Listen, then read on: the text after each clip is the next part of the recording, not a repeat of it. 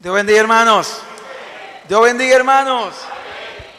De verdad que estamos muy contentos y creo que este tipo de actividad vamos a hacerla con más frecuencia. Porque hay muchos hermanos viejos y nuevos y es bueno confirmar esos puntos. Tanto Franklin como el hermano Bourdier han allanado el camino. Para mí nada más decir amén y ya acabamos. Porque ellos han hecho un buen trabajo y básicamente nosotros vamos a aplicar la parte que tiene que ver con lo que es el propósito de Dios.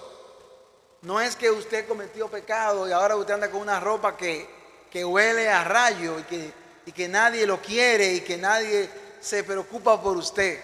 Ese no es el sentir de la enseñanza de esta mañana.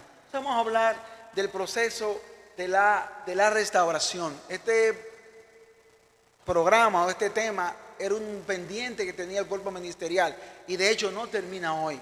Tenemos un plan de elaborar una serie de guías para que la iglesia, cada quien sepa lo que le corresponde.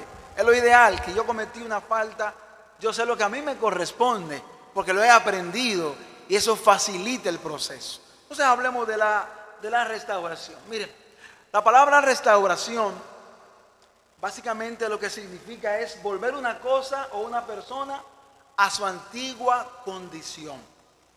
No es que se reforma, es que se restaura. Buscamos que vuelva a como estaba antes. Y fíjense que esta palabra, recordemos que el Nuevo Testamento se escribe en el llamado griego koiné, griego clásico, y hay una palabra en el griego que es catartizo, que se emplea en el Nuevo Testamento para referirse a la restauración de redes de pescar. En Mateo 4:21 estaban reparando, estaban restaurando las redes. Ese vocablo, esa raíz se aplica a la restauración. ¿Por qué? Cuando las redes pierden la cohesión, hay aberturas, hay orificios, ¿qué va a ocurrir? Se escapan los peces y no se cumple la función, pierde la integridad y el propósito para la que fue hecha las redes.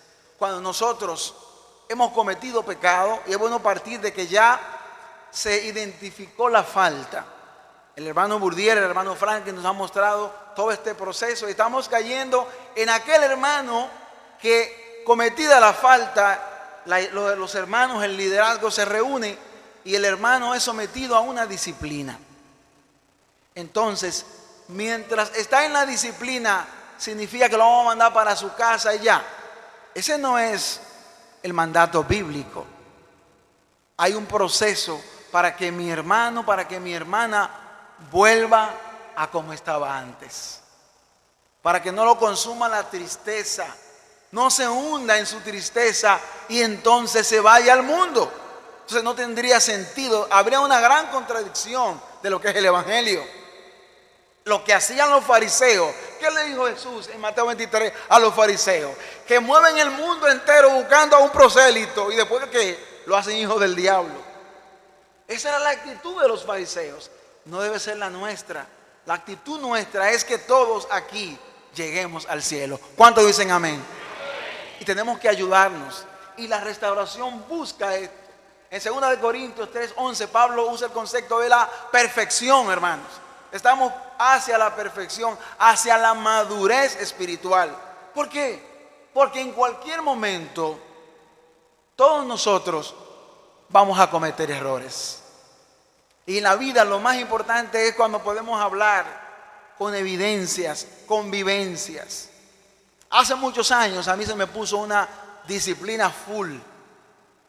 Yo tenía como algunos, quizás 18, 19 años. Y a mí nunca se me olvida eso. Hasta me recuerdo en el banco que yo estaba sentado en la Trina Moya de Vázquez.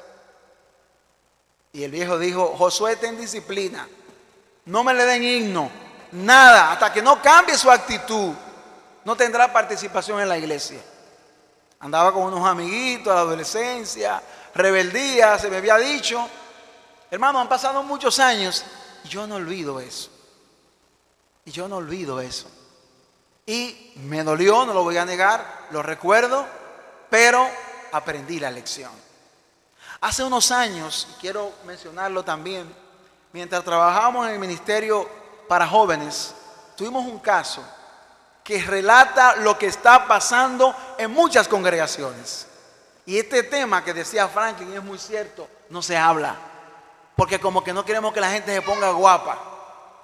Había un joven en el ministerio, me dieron una queja, que el joven se había encargado de buscar muchachitas y estaba, no solamente muchachita, estaba cayendo en pecado de fornicación. Y en su congregación no lo habían enfrentado. Oigan eso, hermano. Y ese joven nos reunimos, recuerdo que nos reunimos en mi casa y le planteamos las cosas tal cual son. Es la primera vez, y la gloria sea para el Señor, que la disciplina vino del GNPJ para la congregación, debiéndose de al revés. Al final ese joven se fue al mundo porque no tenía la convicción. Cuando no somos disciplinados, le perdemos el temor al pecado. Se nos importa. Es por lo que Franklin nos dijo al principio, la salud. Y la iglesia anda por las esquinas, pero eso no es cristiano.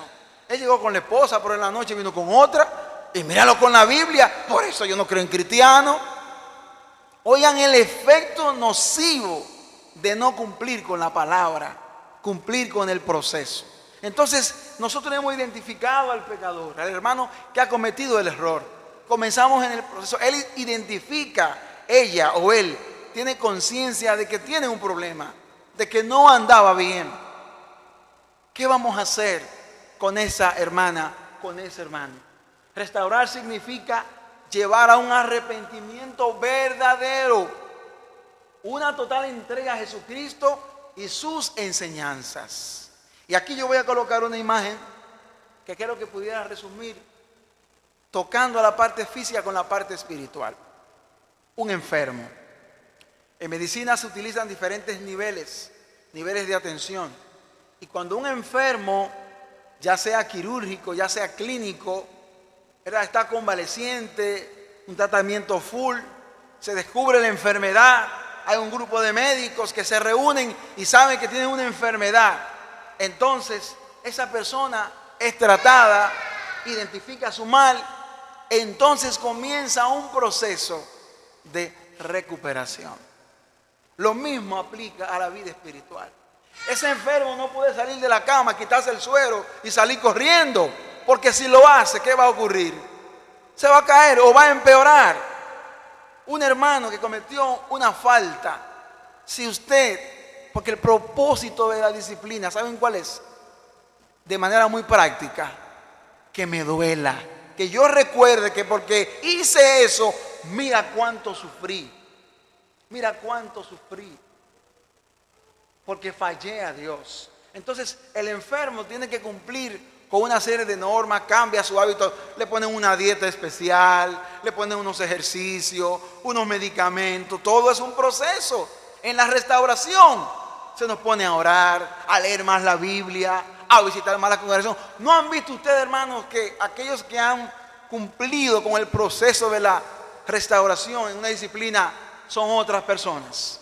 Cambian, hermanos, cambian. ¿Por qué? Porque toman ese tiempo para concentrarse en ellos y en Dios, y ven sus faltas y avanzan en Cristo Jesús. Vamos a ver algunos textos bíblicos que nos pueden ayudar a entender, y solamente lo voy a leer porque el tema es un tema largo.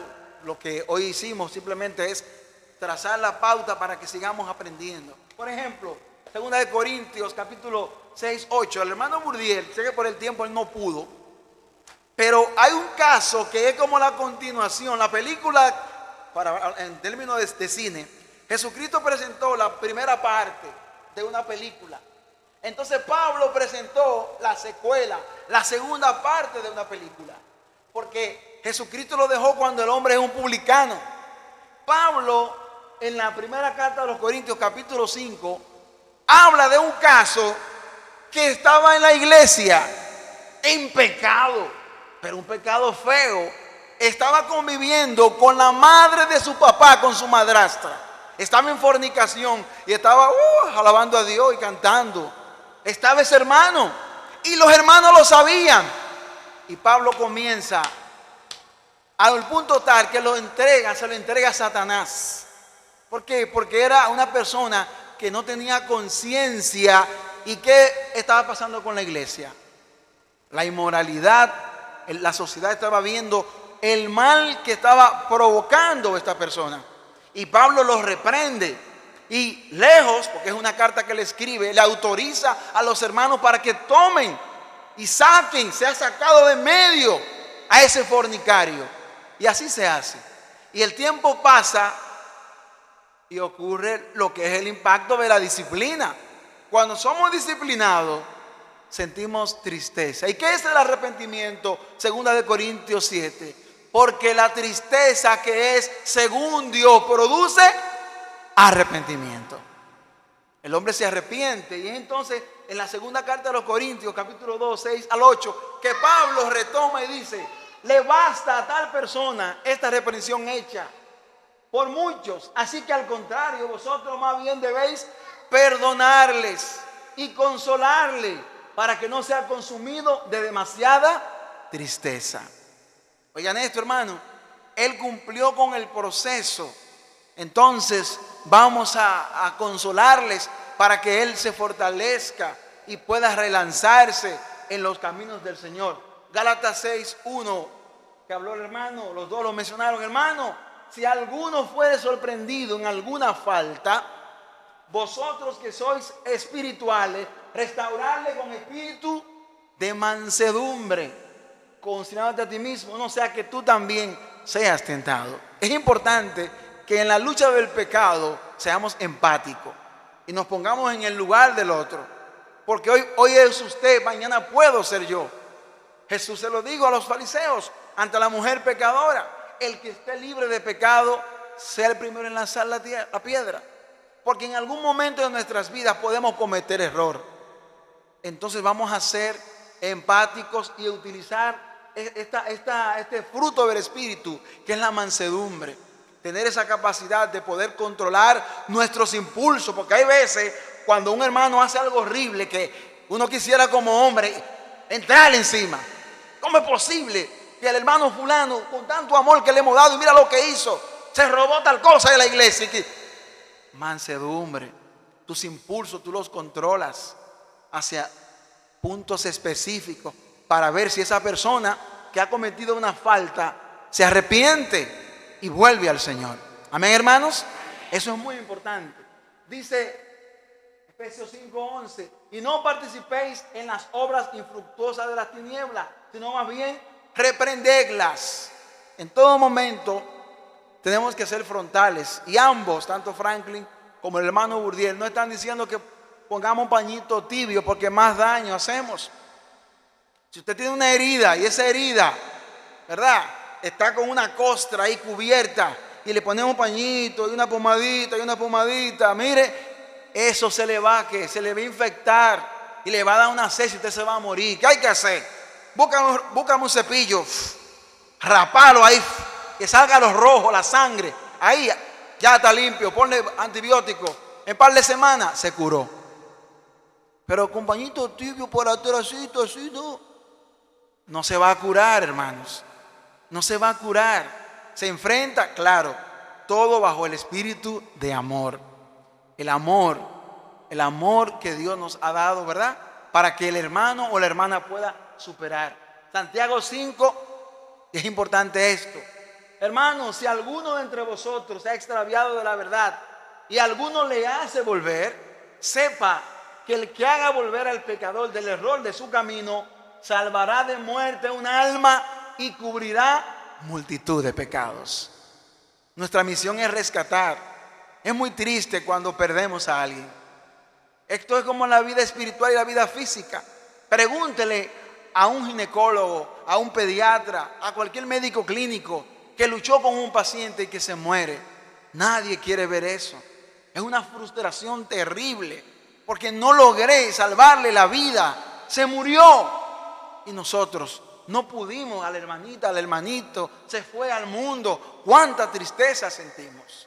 Por eso dice aquí que hay alegría cuando podemos hacer los ajustes para rescatar al hombre o a la mujer. que ha pecado. Entonces, algunas interrogantes para más o menos aterrizar lo que queremos decir. Por ejemplo, ¿en qué momento se aplica la restauración? ¿Cuándo vamos a restaurar? Es sencilla la respuesta: cuando el pecador se arrepiente. Porque yo no hago nada, pongo de ejemplo a Miguel, que está cometiendo una falta, y él dice, no, pero no, Josué, pero yo no dejo a esa mujer, que yo lo voy a restaurar. Si él está en pecado todavía, él tiene que arrepentirse. O el hermano Alberto, no, varón, yo tengo ese trabajo con una contabilidad por abajo y un dinero, ese dinero yo presto a rédito, eso es que yo vivo. Hermano, pero eso, no, mi hermano, él no se arrepintió. Tiene que arrepentirte, cambiar de actitud. En ese momento, sí, miren lo que es arrepentimiento, es un giro. Cuando damos un giro de 360 grados para cambiar la actitud y transformar la vida, en ese momento comienza el proceso de restaurar. La iglesia tiene que tener un acompañamiento. A ese hermano, a esa hermana no la podemos dejar sola o solo, porque él reconoció que ha pecado y se ha arrepentido. Pero creen ustedes que su mente estará llena de muchos pensamientos, porque durante hacemos el acto, la conciencia es nuestro abogado, pero luego se convierte en nuestro juez, que día a día nos está diciendo, Josué, ¿por qué? Entonces hay que trabajar de cerca con esa persona para que pueda vencer el pecado. Otra pregunta: ¿toda práctica pecaminosa disciplinada tiene oportunidad de restauración? Claro que sí. No hay pecado, hermano, incluso la homosexualidad, que nosotros queremos poner que es el único pecado más perverso. Todos los pecados son pecados, hermanos, algunos con consecuencias distintas, pero aún un homosexual se entrega al Señor y se arrepiente, que la palabra clave, se arrepiente, el Señor lo perdona. Un hermano que tenga doble vida y que descubramos que es homosexual y lo enfrentamos y le explicamos y ese hermano se arrepiente y vemos fruto, Dios restaura a ese hombre o a esa mujer. Amén, hermanos. Es así que funciona. Entonces, toda práctica también recibe. Ahora bien, otra pregunta importante es: ¿pueden existir daños colaterales? Y miren ahí el ejemplo de Adán y Eva. Y esto es muy importante y muy triste y muy incómodo, porque lamentablemente las consecuencias de nuestros errores no pueden borrarse. De ahí que Pablo dice: el que piense estar firme, mire que no caiga. ¿Saben por qué? Porque de repente yo, una noche de locura en el hospital, me voy con otra mujer, nos vamos por ahí, ahora que estoy solo, digamos, la mujer queda embarazada, hay un bruto que viene ahí y yo paso aquí delante y me arrepiento y pido perdón. Y yo, Jaira, me perdona, pero ¿ustedes creen que ese matrimonio va a volver a ser el mismo matrimonio? Y ahora con un niño que está en el fruto ahí, que es cada vez que ella lo vea. Entonces hay efectos y daños colaterales. O por ejemplo, usted se enfrió en la fe y vio a una chica con una falda roja y se fue y va y le pegó una enfermedad de transmisión sexual. Ay, hermano, ay, Dios lo perdona. Ay, sáname. Él te puede sanar, pero posiblemente usted se va a morir de sida, hermano. ¿Qué quiero decir con esto? Que hay daños colaterales. El perdón de Dios está ahí, pero los daños colaterales están ahí. Usted lo va a sufrir. Usted lo va a sufrir, y en lo que más se ve es en la familia, que hemos visto casos de familia hermosa. Por eso tenemos que todos los días orar a Dios, que Dios nos ayude, hermano. No nos creamos la gran cosa. Pidamos a Dios fuerza para que nuestros matrimonios, nuestras familias estén limpias, estén puras. Vamos a ayudarnos, porque los efectos colaterales los sufren los padres y los hijos. Ese matrimonio no vuelve a ser el mismo. Entonces es importante que entendamos que existen los daños colaterales. Ahora, y es lo último, los pasos hacia la restauración. En primer lugar, experimente su periodo de disciplina. Aprendamos de cada experiencia. Y es importante que entendamos esto. Hay que vivir ese momento. Hay un error Sobre todo se da mucho en los líderes o hermanos que quizás nacieron en la iglesia, que creen que se lo saben todo o que todo el mundo lo quiere, y cometemos el error. A mí, yo estoy frío ahí. Yo dejo este fin de semana ya, yo me arrepiento. Y no vivimos la disciplina. No vivimos el orar, el acercarnos, el ayunar para buscar el perdón de Dios. Profundice su dependencia e intimidad con Dios. Vaya al ayuno, a la oración.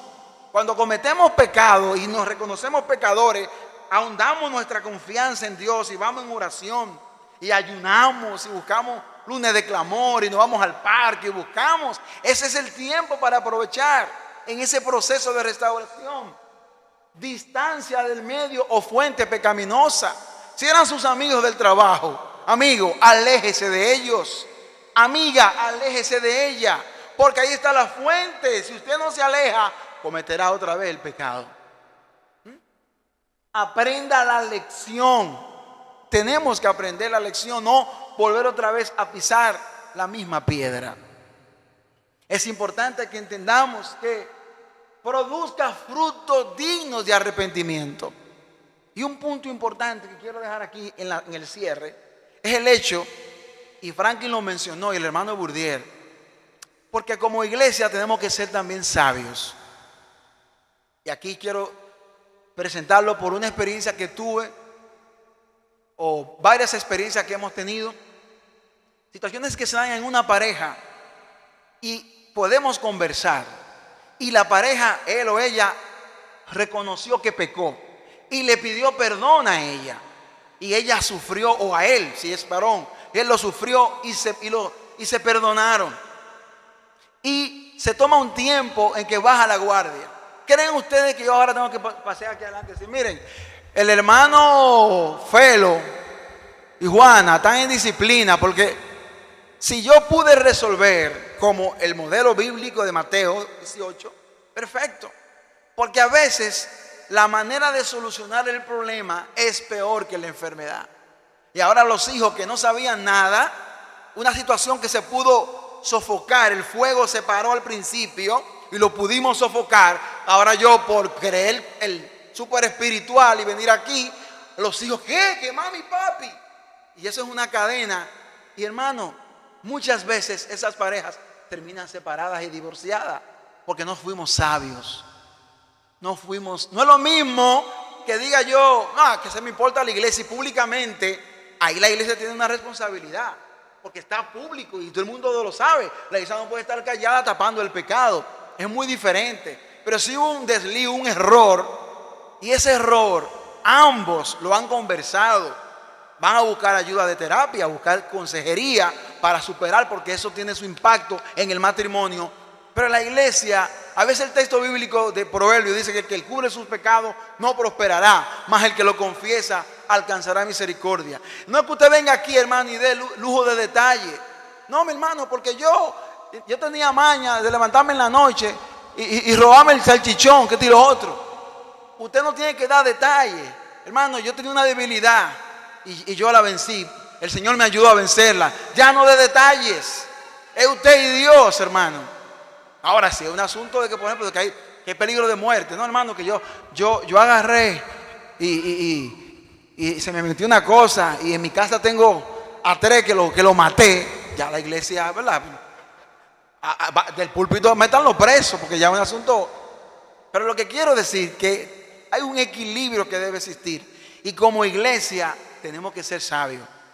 El pecado se enfrenta con amor, con firmeza y con sabiduría, porque muchas veces esa parejita resuelve su problemita, echan para adelante y nada más se queda el secreto entre quién, entre la pareja y el hermano que trabajó, y más nadie. Pero si es lo contrario, comenzamos a regar, entonces seamos muy sabios, que es lo que Dios quiere. Y por último, dejo este texto bíblico del profeta Jeremías, cómo Dios es ese alfarero que nuestras grietas, nuestras fallas que tenemos, Él está dispuesto a curarlas, a repararlas. Como iglesia, el cuerpo ministerial está para servir y para ayudar. Siempre que usted tenga una situación, cuente con los hermanos. Ese es el propósito de esta serie que vamos a tener. nosotros de manera tal que nos podamos cuidar y permitir que el pecado, como decía Franklin en el caso de Josué, Acán, esté lejos de la iglesia, que el fruto de amargura no impida el crecimiento y que podamos crecer en Cristo Jesús. Que el Señor nos bendiga.